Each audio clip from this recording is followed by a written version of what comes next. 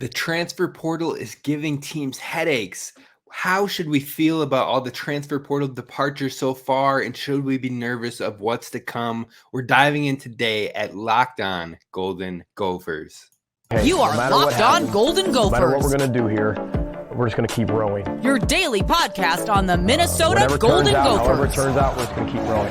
Part of the Locked On Podcast Network. Your team every day. We're just going to keep rowing, and keep rowing.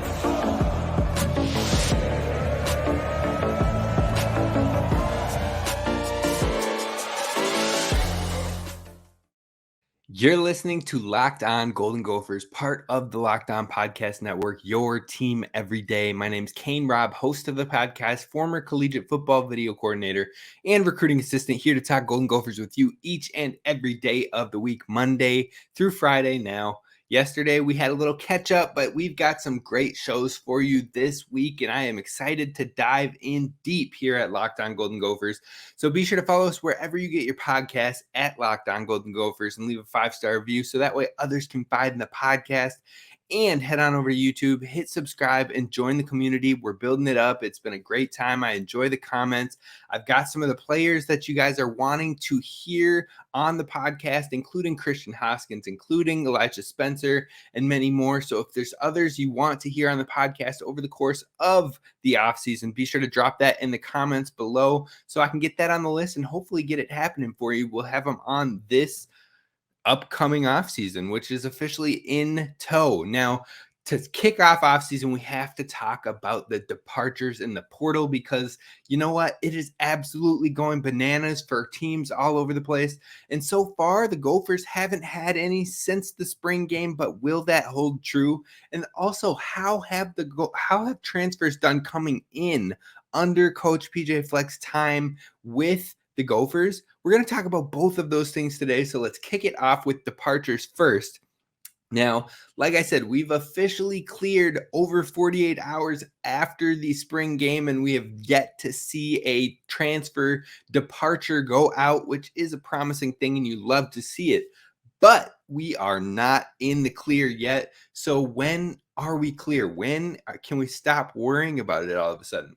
Well, technically, we haven't even really started the spring window yet. Although you're seeing players hit the portal and make commitments and all that, technically the second window doesn't even start until May 1st. So the spring portal window is a lot shorter. In the winter, we had a portal window of 45 days immediately after the December-ish time with bowl games and whatnot. But then from there, it went till January 18th. It was a 45-day portal window. Well, this one upcoming is 15 days, 1/3 of the amount of time as the winter portal, but it starts May 1st, so it ends May 15th. So that is essentially any time we could see movement throughout that entire period. So although it's promising thus far, it doesn't mean no one will hit the portal. Hopefully we can keep everybody here, but it is not guaranteed. But have the transfers been a concern for Minnesota thus far? Well, yes and no. I mean, we can't get caught up in the sheer numbers of total transfers or, oh, there's been so many people that we've just been hit so hard.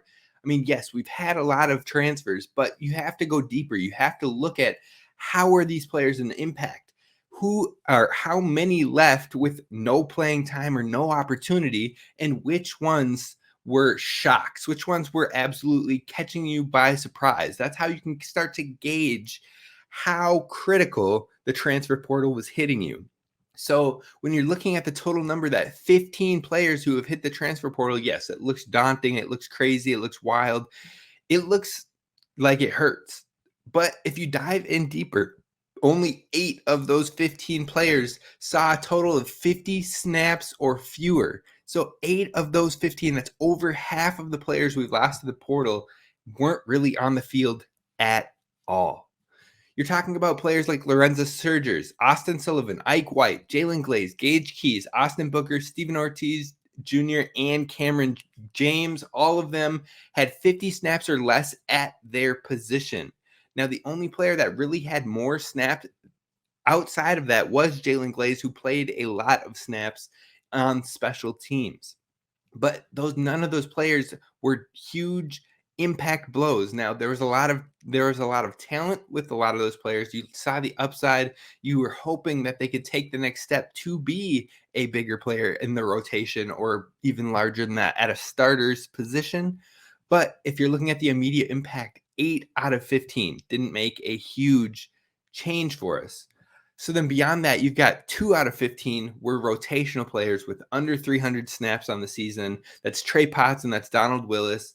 They both played roles, but they weren't the main guy or the main feature or the main player that was really instigating change at their position. They were helpful in sorts. They got it done. They played their role and they had some time, but again, not a huge departure loss because those are roles that you can fill.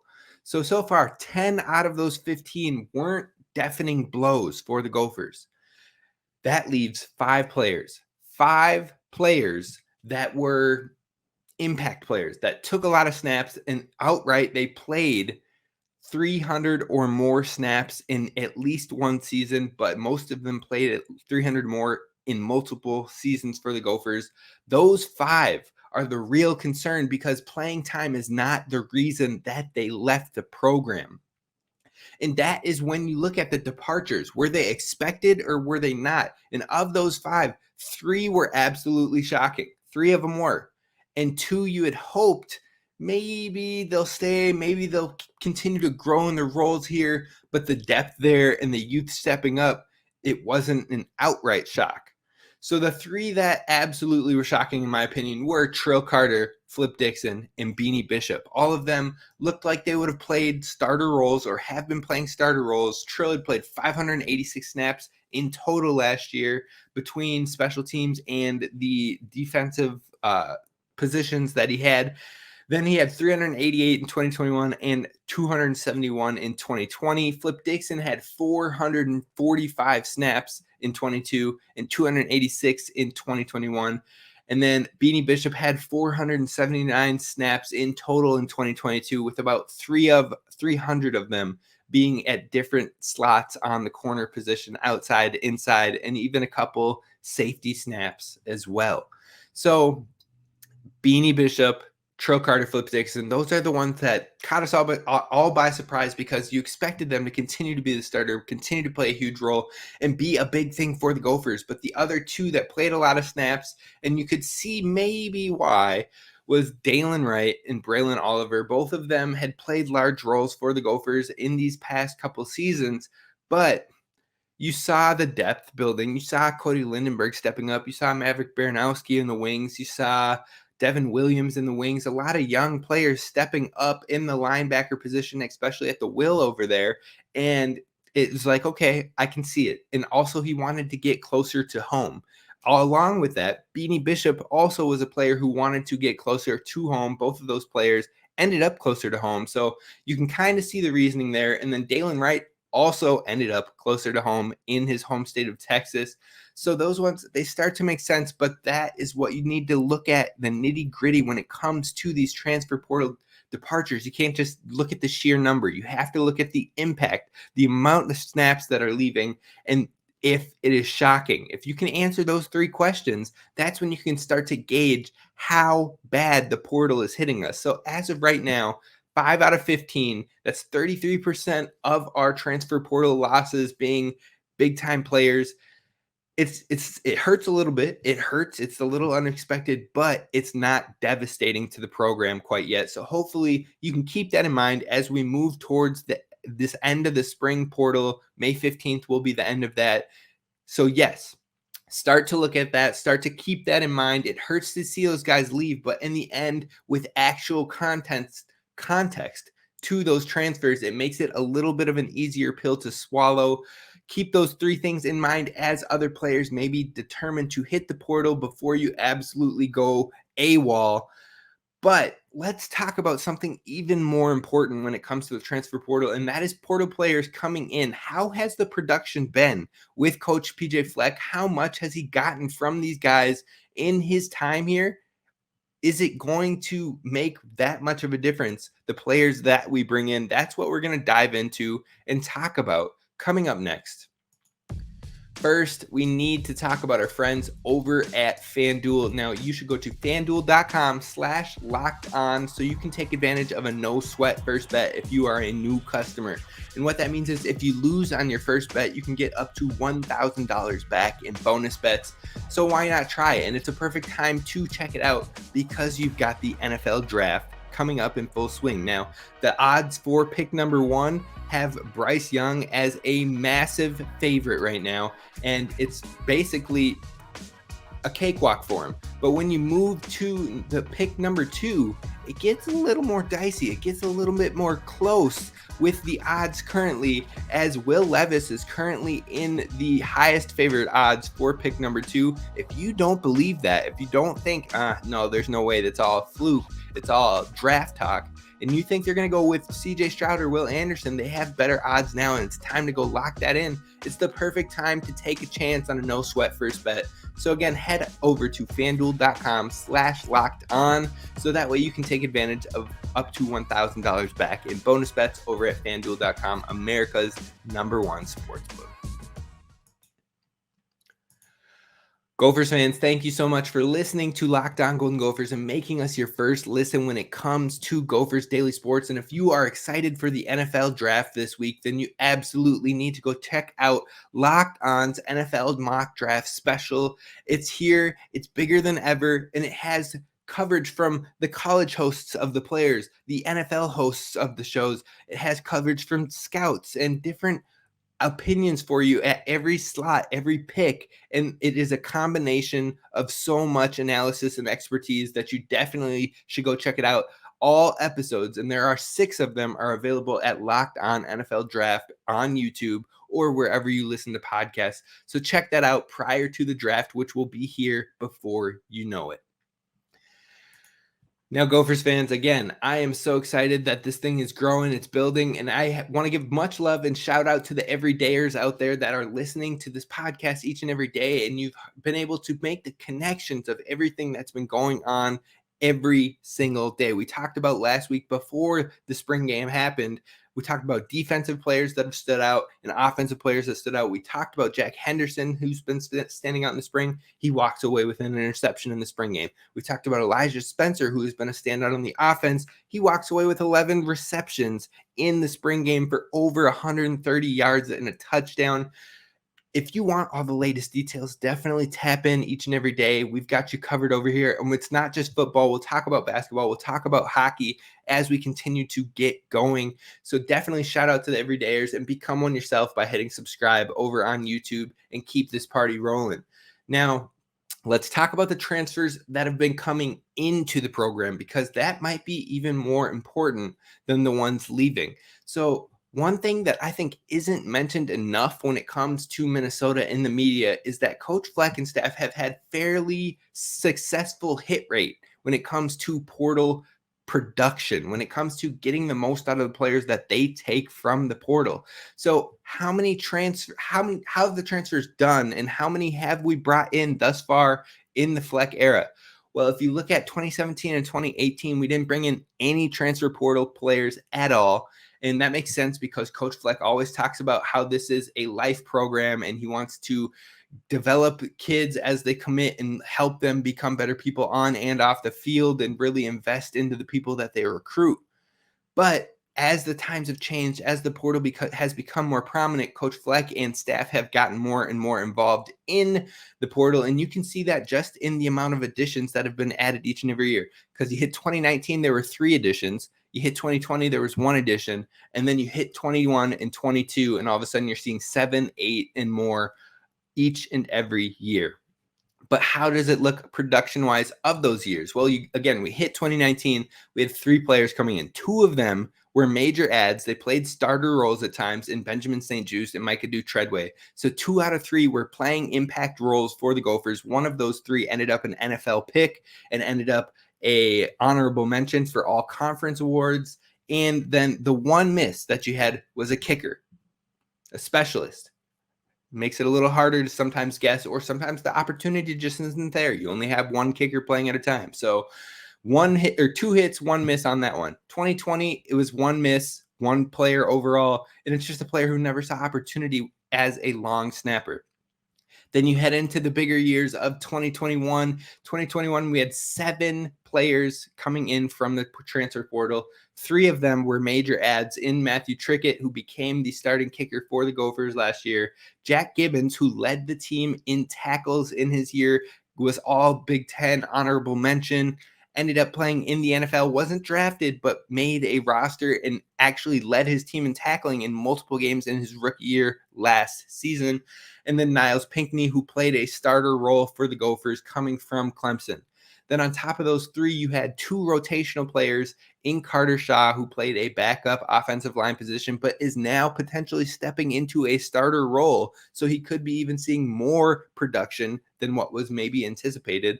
And then Dalen Wright, who played as a starting receiver for 2 years, but is officially on to the portal again and moved on to a new school.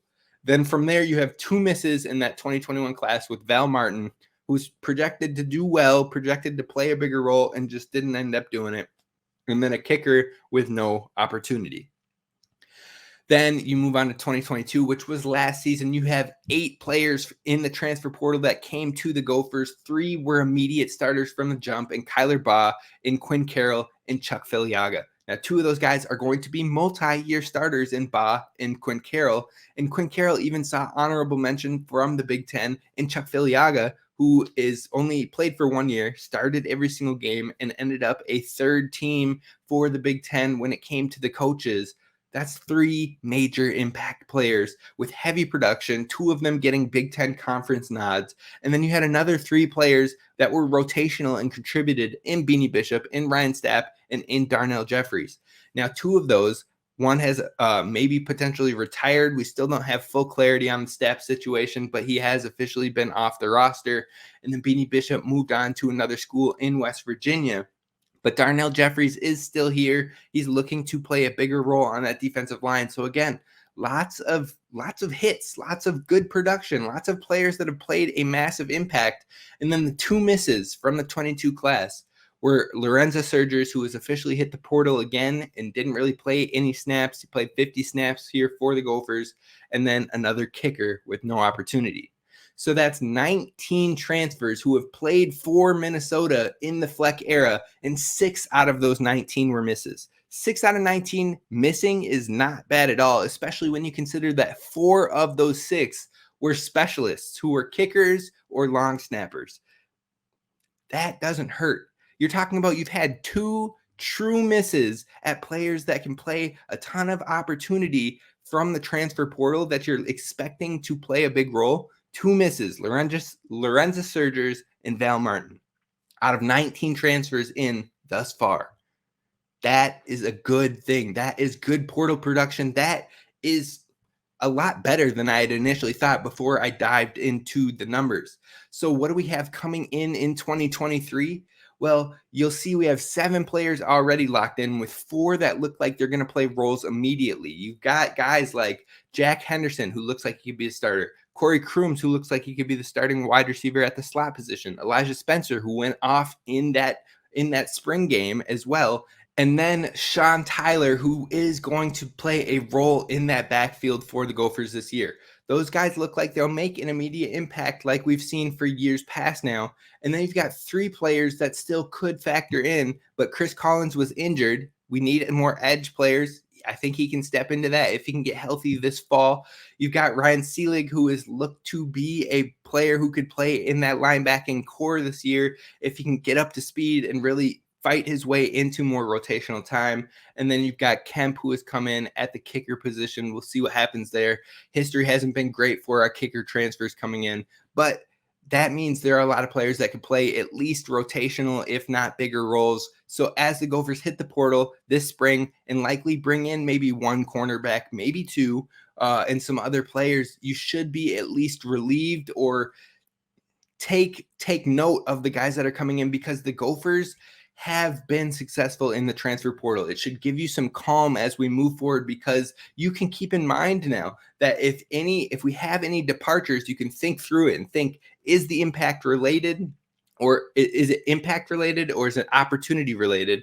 Or you can also think of, are there outside potential factors like we talked in segment 1? But then 2, you can think back to the Gopher staff has done well in the portal so far to date. So even if we don't go crazy with portal ads, they're likely smart additions that the staff has taken time to really look into how this player can be an impact for us. They're very particular about who they offer and bring in via the portal. So it's all promising for the Gophers. It's exciting to see that production and how it has actually turned out, and it gives me a lot more confidence moving forward with this Gophers team in 2023. Now, the final thing we're going to talk about is one of these portal players who has officially found a new home, and that's Dalen Wright. We'll talk about where he landed coming up next.